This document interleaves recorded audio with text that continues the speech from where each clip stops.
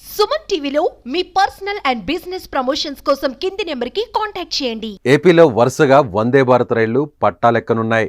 ఇప్పటికే సికింద్రాబాద్ విశాఖపట్నం మధ్య 2, అలాగే విజయవాడ చెన్నై సికింద్రాబాద్ తిరుపతి రూట్లలో మొత్తం 4 ట్రైన్స్ తిరుగుతుండగా ఇప్పుడు మరో వందే భారత్ రైలు ఏపీలో పట్టాలెక్కనుంది.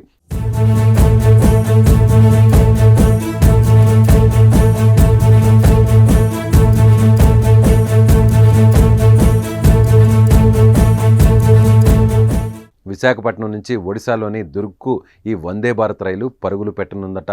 ఇప్పటికే విశాఖ నుంచి 2 వందే భారత్ రైళ్లు నడుస్తున్నాయి. దీంతో కలిపి ఆ సంఖ్య 3కు చేరనుంది.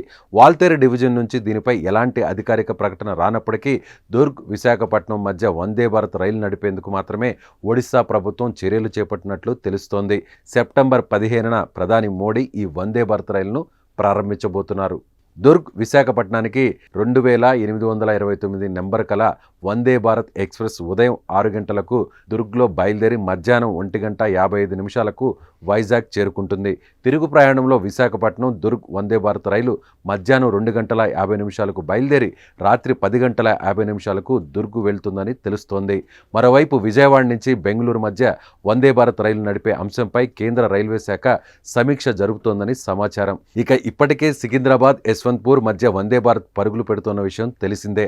అటు సికింద్రాబాద్ పూణే మధ్య వందే భారత్ స్లీపర్ రైలు ప్రారంభించాలని నిర్ణయం తీసుకున్నట్లు రైల్వే శాఖ వెల్లడించింది. దీంతో తెలుగు రాష్ట్రాల్లో వందే భారత్ రైళ్లకు ప్రజాదరణ విపరీతంగా పెరిగిందని చెప్పాలి.